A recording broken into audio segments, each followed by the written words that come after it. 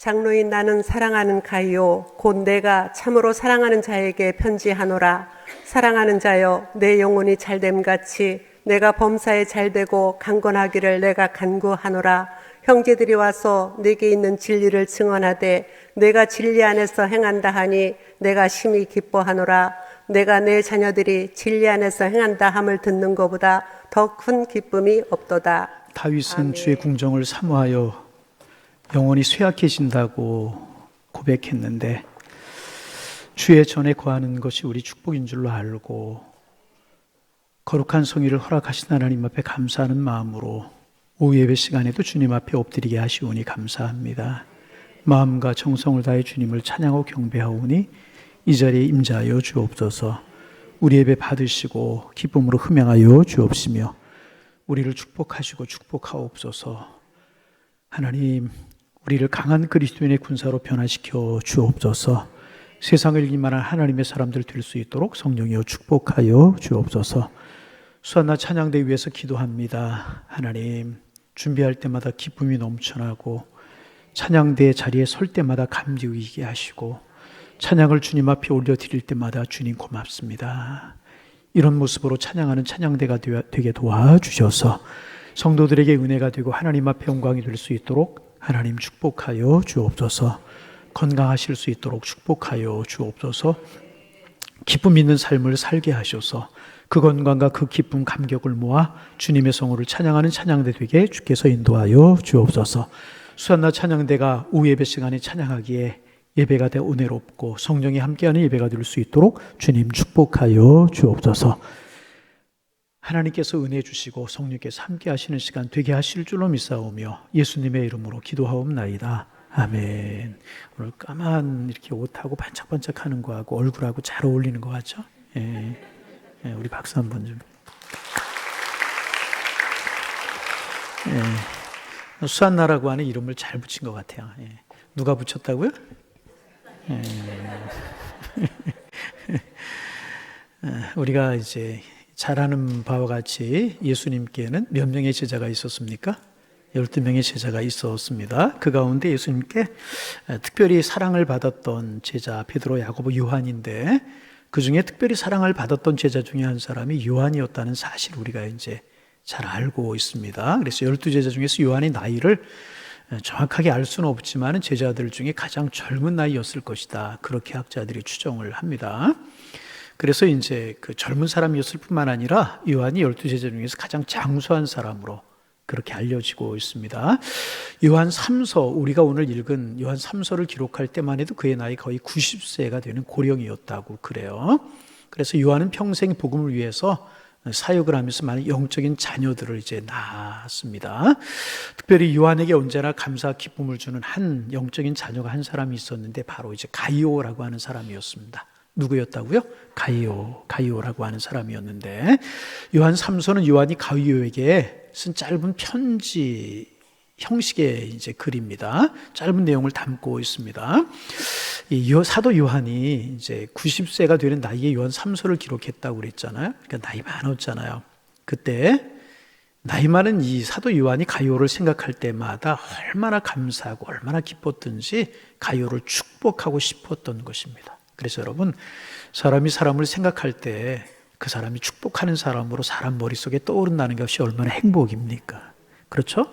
어떤 분은 별로 생각하고 싶지 않은 사람도 있고 어떤 분은 생각할 때마다 굉장히 분이 올라오는 사람이, 그러면 안 되잖아요. 근데 가이오는 사도 요한이 생각할 때마다 얼마나 축복하고 싶었던지. 여러분 모두가 주님이 생각하실 때 주님이 축복하고 싶은, 교육자들이 축복하고 싶은, 여러분 아는 사람들이 여러분을 생각할 때마다 축복하고 싶은 그런 사람들이 되어지시기를 소망합니다. 가이오가 요한에게 그런 사람이었다는 거예요. 연세 많은, 나이 90이 넘은 이 요한이 가이오를 생각할 때마다 너무너무 마음이 기뻤던 거예요. 축복하고 싶은 사람이 가이오였다는 것입니다. 그래서 이 편지 서두에서부터 가이오를 향한 축복의 말을 아끼지 않고 있습니다. 여러분 이렇게 이야기하잖아요. 사랑하는 자여, 내 영혼이 잘된 같이 내가 범사가 잘되고 강건하기를 간구하노라. 여러분 이 말처럼 아름다운 말이 여러분 어디에 있습니까? 가요를 뭐라고 부르냐면 사랑하는 자요. 사랑하는 자요. 그렇게 부르고 난 다음에 내 영혼이 잘된 같이 범사가 잘되고 강건하기를 간구하노라. 여러분 이것보다 더 큰 축복의 말이 어디에 있습니까? 옆에 있는 분 한번 해보실까요? 내 영혼이 잘된 같이 내가 범사가 잘되고 강건하기를 간구합니다. 센스가 있는 분은 너라고 그러지 않고 집사님, 권사님이라고 하면 그랬을 거예요. 우리가 센스를 넣어서 한번 해볼까요? 시작. 권사님의 영혼이 잘된 같이 권사님의 범사가 잘되고 강건하기를 간구합니다. 어려운 분이 계시면 이거 조금 검사해 볼 일인데, 다시 한번 반대편. 집사님의 영혼이 잘된 같이 집사님의 범사가 잘되고, 참 아름다운 축복이잖아요. 여러분, 우리 이렇게 축복하며 사는 우리가 되기를 소망합니다. 권사님의 영혼이 잘 되기를 소망합니다. 마찬가지로 범사가 잘 되기를 원합니다. 강건하기를 그럴 수만 있다면 얼마나 복이겠어요. 우리 그런 축복 받고 그런 축복 주는 사람들 되기를 소망합니다. 이 말은 영혼이 강건해지고 육신이 건강하기를 원한다. 범사에 형통하는 복이 있기를 원한다. 정말 요한이가 가요를 얼마나 사랑하고 축복했는지 이런 축복을 하고 있습니다. 이것은 행복한 인생을 만들기 위한 절대 요인으로 여길 만큼 소중한 것입니다. 영혼이 강건해요. 육신이 건강해요. 범사가 형통하고 잘 돼요. 필요한 것이 무엇이겠습니까? 참 그래서 아름다운 인생을, 행복한 인생을 만들기 절대 요인으로 여길 만큼 소중한 것인데 요한이 가요라고 하는 사람은 이렇게 축복하고 있는 것입니다. 그런데 요한이 가요에게 축복하고 싶었던 이 내용은요, 하나님께서 오늘 우리를 향해 축복하고 싶어하는 내용일 것이라는 거예요. 하나님도 우리를 그렇게 영혼이 잘 되기를 원한다. 육신이 건강해지기를 원한다. 범사가 형통해지기를 원한다. 하나님이 우리를 축복하시기를 원하는 내용 같아서 이 말씀 오늘 본문으로 잡았는데요. 그래서 우리가 성경을 읽을 때마다 하나님이 내 영혼이 잘 되기를 원하시는구나. 내 육신도 건강하기를 원하시는구나. 내가 원하는 범사의 모든 일이 형통하기를 하나님이 원하시는구나. 이 사실을 기억할 수 있도록 성경에 사도 요한을 통해서 우리에게 기록해 놓으신 것이라는 것입니다. 그래서 여러분, 이 말씀은 비단 가요를 향한 축복의 말씀만이 아니고 우리를 향한 하나님의 축복의 말씀인 줄로 믿으시기 바랍니다. 우리를 향한 하나님의 축복에, 여러분, 하나님의 마음을 여러분들에게 대신 전합니다. 여러분 모두가 영혼이 강건해지기를 원합니다. 육신도 건강하기를 원합니다. 범사의 형통의 축복이 넘쳐나기를 소망합니다. 하나님은요, 우리의 영혼만 건강한 것으로 만족하지 않으십니다. 우리 육신도 건강하기를 원하세요. 하나님은 성도들이 세상에서 가난하게 살기를 원치 아니하십니다. 형통하기를 원하십니다. 이것이 하나님의 마음인 것입니다. 그런데 이 말씀 같이 한번 잘 생각해 보세요. 내 영혼이 잘된 같이. 그 다음에 뭐예요? 아닌 것 같은데요. 내 잘된 같이 내가 범사에 잘되고 강건하기를 내가 간구하노라, 그렇게 되어 있거든요. 내 영혼이 잘된 같이라고 하는 이 말을 가만히 생각해 보면 뉘앙스가 그 속에 담겨 있는 것, 그 다음에 하고 싶은 말이 담겨져 있다는 사실을 우리가 알 수 있지 않습니까? 하나님의 마음이 뭐겠어요? 하나님은 영혼이 잘 되는 사람이 육신도 건강하고 범사에 형통하게 살기를 원하는 것이지, 영혼이 병든 사람이 만사가 형통하여서 세상에 자신만만하게 사는 것을 하나님이 원치 않으시구나. 그런 뉘앙스가 이 속에 담겨져 있다는 것입니다. 하나님께서 원하시는 것은 일단 영혼이 잘 되는 것, 그리고 다른 것도 잘 되는 것을 하나님께서 원하신다는 것입니다. 영혼이 잘 되지 않는 사람에게 이런 축복이 나올 수가 없는 것입니다. 그러므로 우리는 먼저 영혼의 강건함을 항상 소망하고 이를 위해서 노력해야 될 것이다. 그러면 우리가 오늘 다음 2시간에 걸쳐서 이 말씀 좀 나누게 될 텐데요. 그러면 하나님은 먼저 우리의 영혼이 잘 되기를 원한다, 영혼이 강건해지기를 원한다고 말씀을 하고 소망을 가지고 계시는데, 그러면 과연 영혼이라고 하는 것은 무엇인가? 창세기 2장 7절에 보면 하나님께서 처음 사람을 만드실 때 흙으로 빚어서 몸을 만드셨어요. 그 코에 생기를 루아흐 불어넣으셨잖아요. 그리고 나서 생명이 됐다. 그렇게 말씀하고 있습니다. 사람이 영혼을 가진 존재가 되었다는 것입니다. 그래서 여러분, 이것이 사람과 동물과 다른 점이라는 것입니다. 짐승에게는요, 영혼이 없습니다. 그래서 늘 말씀드리잖아요. 미안하지만 여러분 집에서 키우는 강아지, 천국 그런 거 없어요. 그 어떻게 되는 것인가? 이 땅에서 그냥 소멸되고 마는 거예요. 그런데 우리는 영혼이 있어요. 우리 영혼은 하나님의 나라 가게 되는 것입니다. 사람은 육신과 결합된 영혼이 있습니다. 그래서 하나님께서 인간을 자기 형상대로 만들었다고 말씀하시는 것입니다. 그러기에 우리의 영혼은 하나님의 모습을 닮은 형상인 것입니다. 또 영혼이라고 하는 것은요, 보이지 않는 내면의 자아입니다. 우리의 속사람인 것입니다. 하나님께서 우리 안에 거하심으로 가득 찰 수 있는 내면의 실체가 영혼이다. 하나님과 만나는 가장 적합한 장소가 영혼이라는 것입니다. 찬양과 감사, 기쁨이 충만하여 하나님께 거룩한 제사를 드릴 수 있는 우리 내면의 깊은 곳에 자리 잡은 지성소가 영혼이라는 것입니다. 경우에 따라서는 하나님을 사모하고 사랑하고 갈망하는 우리의 내면의 자아, 이것이 영혼인 것입니다.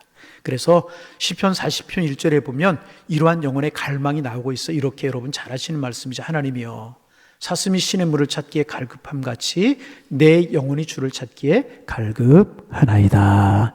하나님을 찾아 갈망하는 내면의 자아, 하나님을 알아가는 내면의 자아, 이것이 바로 영혼이라는 것입니다. 그래서 어떨 때는 엄청난 에너지가 분출되는 힘의 온천이 영혼이라. 경우에 따라서 심오한 고통과 갈증과 갈급함을 느끼면서 몸부림치기도 하는 것이 영혼이라는 것입니다. 우리 모두는 이러한 영혼을 가지고 있는 것입니다. 그래서 우리의 영혼이 강건해야 된다는 것이, 바라기는 우리 한교회 성도님들은 영혼이 건강한 하나님의 사람들이 되시기를 주님의 이름으로 축원합니다. 영혼이 건강해야 되는 것입니다. 그러면 영혼이 건강해야 되는데 우리 영혼이 건강한 것을 어떻게 알 수 있는가? 여러분 영혼이 건강하십니까? 자, 한 분도 대답 안 하셨어요. 그럼 여러분의 영혼이 건강하지 못하십니까? 그러면 여러분의 영혼이 건강해지기를 원하십니까? 오늘 수산나가 굉장히 은혜가 됩니다. 왜 그런가 했더니 주간 예배이기도 하지만 오늘 끝나고 회식이 있대요. 회식이. 그렇게 입고 그대로 가면 더 좋을 것 같아. 할렐루야. 영혼이 건강해지기를 원하십니까? 그러면 내 영혼이 건강한가 건강하지 않은가, 어떻게 하면 우리의 영혼이 건강해질 수 있는가 다음 주에 나누기로 하고, 오늘은 이제 세 가지 다 나눌 수 있을지 모르겠지만 시간을 따라 좀 나누다가 멈추게 될 텐데, 우리의 영혼이 건강한가 안 건강한가, 이것을 우리가 어떻게 알 수 있는가. 시간이 되면 세 가지 나누고 안 되면 한두 가지 나누고 말씀을 마칠 텐데요, 가장 중요한 것은 뭐냐 하면 내 영혼이 건강한가 건강하지 않은가를 점검할 수 있는 첫 번째 기준이 뭐냐 하면 내가 하나님으로 인하여서 즐거워하고 있는가 하는 것입니다. 하나님 때문에 내 영혼이 즐거워요. 그렇다면 여러분의 영혼은 건강한 것입니다. 하나님으로 인해 즐겁지 않아요. 내 영혼에 이상이 있다는 거예요. 여러분이 잘 알잖아요. 아담과 하와가 에덴 동산에서 행복한 나날을 보낼 때 그들은 매일같이 하나님을 만났어요. 오늘도 만나고 내일도 만나고 아침에도 만나고 점심때도 만나고 저녁에도 만나고 밤에도 만나고. 이럴 때 센스 있는 분들은 빨리 아멘하면 제가 숨이 안 가쁠 텐데, 아침에도 만나고 어제도 만나고 오늘도 만나고 매일 만났어요. 그들에게 있어 하나님 가장 큰 즐거움이 행복이었었어요. 하나님이 가장 큰 즐거움이요 행복이었다. 아담과 하와에게 하나님이 다가오는 소리만 들리면 어린아이처럼 하나님께 와락 달려가서 안기고 하나님 고맙습니다. 그런 삶을 살았어요. 하나님으로 인하여 즐거웠다는 거예요. 그런데 마귀의 유혹에 넘어가서 죄를 범하고 나자 영혼이 오염돼 버리고 영혼의 건강을 잃어버렸어요. 그 결과 나타난 첫 번째 현상이 무엇인지 아십니까? 하나님이 싫어지기 시작한 거예요. 하나님이 두려워지기 시작한 것이. 그래서 그들은 하나님이 거니시는 소리가 나자마자 나무 밑에 숨어버리고 마는 거예요. 영혼이 건강하지 못하면 아담과 하와에게 나타난 이 증세가 우리에게도 나타나게 되는 것이라. 자, 직접적으로 적용해서 좀 말씀을 드립니다. 여러분, 예배 드리시는 것이 정말 기쁘고 행복하십니까? 정말 예배 드리는 것이 기쁘고 행복하세요? 한번 깊이 생각해요. 예배 드리는 것 정말 기쁘고 행복한가? 이 자리에 모인 것 정말 여러분 하나님이 좋으셔서 모이셨습니까? 갑자기 소리가 줄어들었어요. 영혼이 건강한 곳이라. 우리를 사랑하신 하나님, 우리를 창조하신 하나님, 우리를 구원해주신 하나님, 우리를 위해 죽으시고 부활하신 그 예수님이 너무너무 좋아. 그래서 하나님 앞에 나와 예배드리고 하나님을 찬송할 수 있고, 그렇다면 영혼이 건강한 것입니다. 그래서 영혼이 건강한 사람은 예배를 사모할 수밖에 없는 거죠. 기도하기를 좋아하죠. 뭐라 그래도 예배하기, 기도하기가 부담이 되고 싫으면 영혼이 건강하지 못하. 말씀 펴놓고 하나님의 음성을 조용히 묵상하며 듣는 거 기뻐합니다. 항상 마음속에 하나님을 모시고 살면서 하나의 깊은 교제를 이런 분들은 나누게 되는 것입니다. 그러나 죄송하지만 놀랍게도 예수 믿는 분들 가운데 많은 분들이 이렇게 하나님을 즐거워하지 못하는 경우가 많이 있다. 성경 말씀 관심이 없고 기도하는 일 관심이 없고, 영혼이 건강하면 하나님을 즐거워, 하나님과 동행하는 행복을 항상 사모하게 되는 거예요. 전에 가물가물한데 이야기 한번 나눴는지 안 나눴는지 모르겠어요. 한 중국 목사님이 이제 간증하신 간증문이 있었습니다. 그 목사님은 아주 부한 집안에서 공부도 많이 하고 그렇게 젊은 시절을 보낸 그러신 분이신데 예수님을 만났어요. 하나님을 만났어요. 그분이 나의 구주로 고백이 되게 되었어요. 그래서 다른 거 다 내려놓고 목사가 되기로 결심을 얼마든지 잘 살아갈 수 있는 그런 분이신데 다 내려놓고 목사가 되기로 결심을 하셨습니다. 여러분 생각해 보세요. 중국 공산당 치하에서 목사가 된다는 것은요, 인생의 모든 행복을 다 포기했다는 말과 같은 거예요. 그렇잖아요. 그런 말이나 다름이 없는 것입니다. 목사님이 되셔서 지하교회 지도자로 일하다가 결국 체포가 되었어요. 강제 노동 수용소에 끌려갔다 합니다. 18년간 복역을 하고 풀려났다고 그래요. 몇 년? 여러분 18년이라고 하는 세월이 짧은 세월 아니잖아요. 그런데 다른 분들은 다 몸이 망가져서 나오는데 강제노동소에 뭐 종교적인 이유, 정치적인 이유, 여러 가지 이유로 그 강제노동소에 끌려갔다가 10년만 있다, 5년만 있다 나와도 몸이 망가져서 나오는데 이분이 18년간 강제노동수용소에 끌려갔다 풀려났는데 너무너무 몸이 건강한 모습으로 나오셨다는 것입니다. 그래서 주변 사람들이 물었대요. 18년간 강제노동소에서 복역하고 나오셨는데 목사님 어떻게 이렇게 건강하십니까? 하고 물었다는 것입니다. 그래서 목사님이 이런 대답을 하셨다고 그래요. 정말 강제노동소용소는 지긋지긋하고 무서운 곳입니다. 정말 치가 떨리는 곳이 그곳입니다. 그러나 내가 이렇게 건강할 수 있었던 이유, 제가 이렇게 건강할 수 있었던 이유가 있습니다. 그러면서 이제 자신의 이야기를 하시는데 무슨 이야기를 하냐면 이 목사님은 공산주의자들의 눈에 가시처럼 미운 존재였다는 거예요. 그렇게 종교 핍박을 하고 하나님 믿는 거, 예수 믿는 거 싫어하는데 그 목사가 되어서 그렇게 목사 일을 하고 그러니 가시 같은 존재. 그러니까 감옥에 들어가도 예수 향기가, 예수 냄새가 풍기는 거예요. 가시 같은 존재가 더욱 되는 거예요. 그래서 힘든 일만 막 맡겼다니 목사님한테. 감옥의 강제노동소에서도 가장 힘들고 어려운 일만 맡기더라는 것입니다. 그래서 이제 한 번은 그를 끌어다가 혼자 인분을 퍼내는, 옛날에 퍼세식이라고 그러잖아요. 그죠? 그런 인분을 퍼내는 일을 이 목사님에게 맡겼다는 것입니다. 이제 수용소에서는 화장실에 나오는 인분을 전부 모아놓은 이제 가로 세로 각각 2m 정도가 되는 큰 웅덩이, 2m니까 작지 않죠? 큰 웅덩이가 이제 있는데 거기다 사람들의 인분을 모아놓는 그런 구덩이가 있었다는 것입니다. 악취가 나고 썩은 내가 나고 막 그래가지고 막 사람이 가까이 할 수 없는 그런 곳이었다는 것입니다. 그런데 공산당 지도자들이 목사님을 너무너무 미워해서 눈에 가시 같은 존재이기 때문에 사람들이 다 기피하는 그 일을 맡긴 것입니다. 냄새가 고약하기 때문에 공산당원들이 이제 이렇게 맡겨놓고 냄새가 고약하기 때문에 가까이 오지도 않는, 저 멀리에서 지켜보고 일만 시키는, 그걸 다 했다라고 하면 데리고 가는 그런 일을 하게 되었다는 것입니다. 그런데 목사님이 처음에는 너무너무 냄새가 힘들고 어려워서 정말 너무너무 힘들더라는 것입니다. 그런데 며칠 하다가 가만히 생각해 보니까 이곳이야말로 기가 막힌 장소구나. 무슨 장소? 기가 막힌. 왜냐하면 감방 안에 있을 때나 노동을 할 때나 찬송을 하고 싶어도 마음대로 찬송할 수가 없고 기도를 하고 싶어도 마음대로 기도할 수도 없는데, 감방 안에 있을 때나 밖에 있을 때나 노동을 할 때나 그랬었는데, 기도도 이렇게 머릿속으로만 되뇌일 뿐이지 입에 한마디도 기도를 담을 수가 없었다는 것입니다. 그런데 인분 있는 이곳에서 일을 하는데 자기 혼자 일을 하게 저 멀찍이에서 바라볼 뿐이지 가까이 냄새가 지독하고 심하게 나기 때문에 이 인분 웅덩이에서 혼자 일함으로 무엇이든지 할 수 있더라는 것입니다. 그래서 그 목사님은요, 그 자리에 소리를 내어 찬송하고 소리를 내어서 기도할 수가 있었다는 거예요.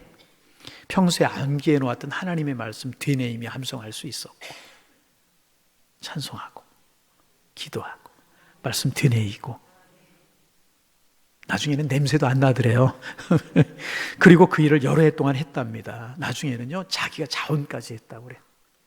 왜냐하면 그 인분 웅덩이에서 하나님과 교제하고 하나님과 은혜를 나누는 것이 그렇게 행복할 수 없었기 때문에 너무너무 그 시간이 행복한, 그 목사님이 여러 해 동안 날마다 그 인분 웅덩이 곁에서 찬송하면서 기도하면서 불렀던 찬송이 있는데, 마일즈라고 하는 CA 마일즈라고 하는 분이 지으신 찬송가, 저 장미꽃 위에 이슬 아직 맺혀 있는데, 저 장미꽃 위에 아직 맺혀 있는 그대의 귀에 흐르니 소리 들리니 그 음성 다 같이 주님 나와 동행을 하면서 나를 친구 삼으셨네, 나를 친구 삼으셨네, 우리 서로 받은 그 기쁨은 알 사람이 2절 같이 한번 해보실까요?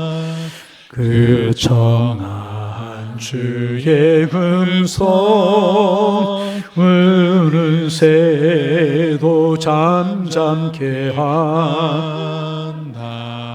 내게 들리던 주의 음성이 늘 귀에 쟁쟁하던 주님 나와 동행을 하면 나를 친구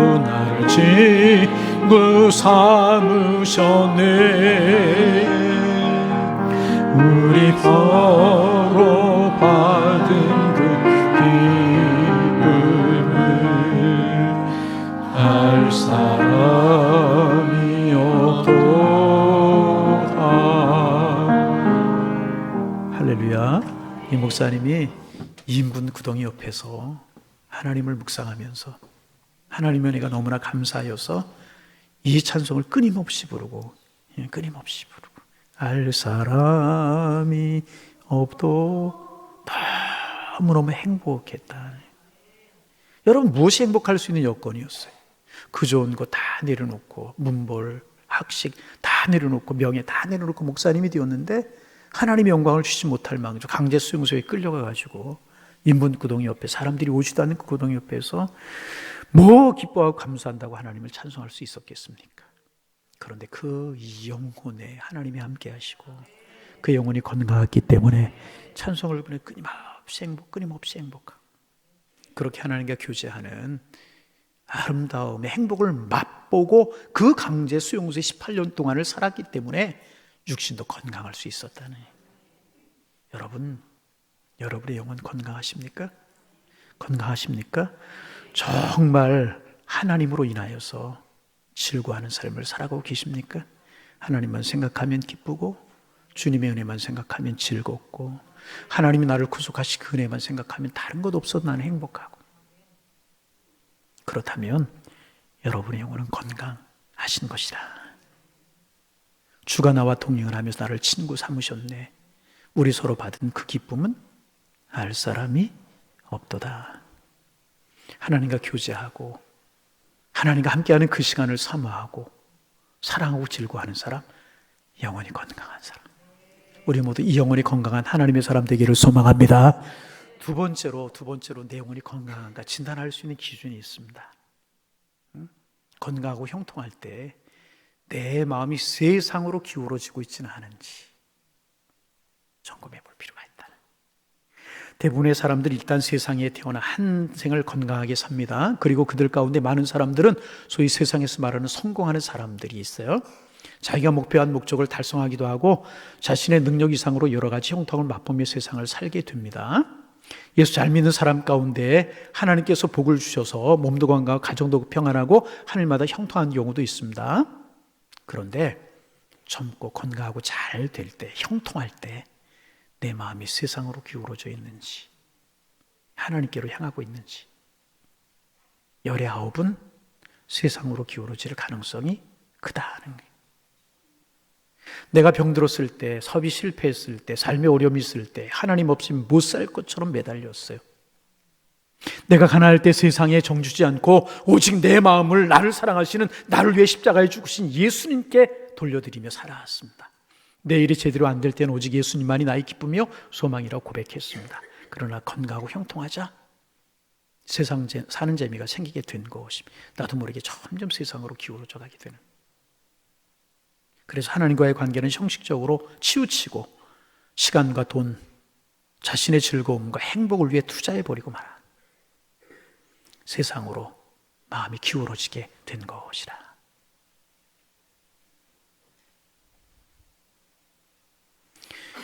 이상한 것은요, 우리의 영혼은 고난보다 형통에 아주 약할 때가 많아요.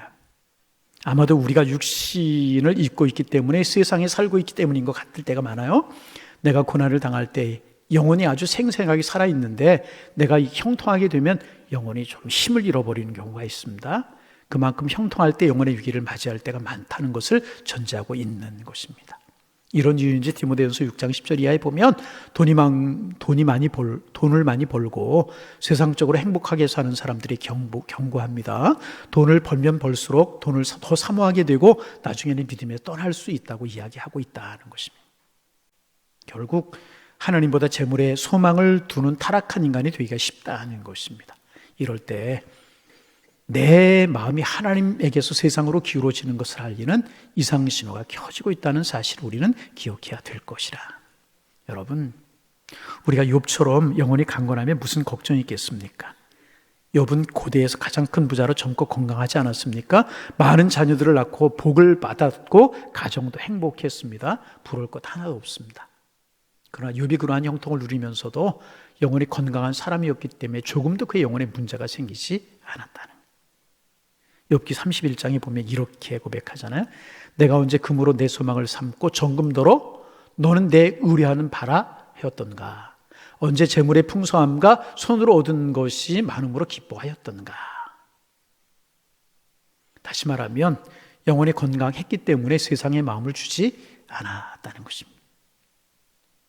소망이 있습니다. 하나님께서 우리 모두에게 이런 은혜 주시기를 소망합니다.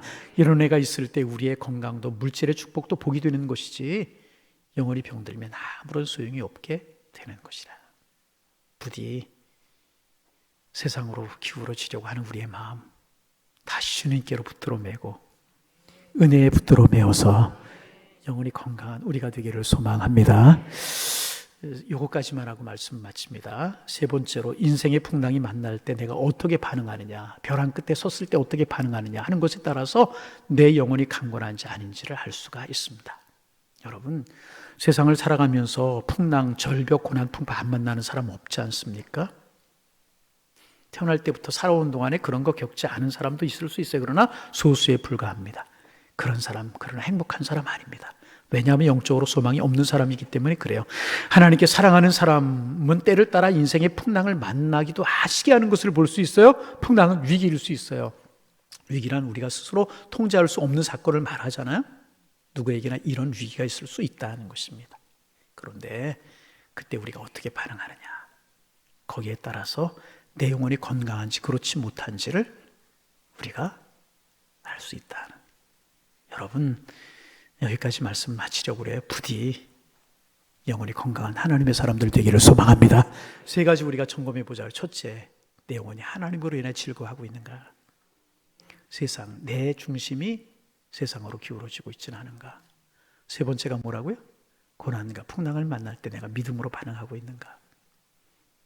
세 가지를 점검해 보면 내 영혼이 건강한지 그렇지 못한지를 우리가 알 수 있습니다. 그러면 내 영혼이 강건해지기 위해서 우리는 어떻게 해야 되는가?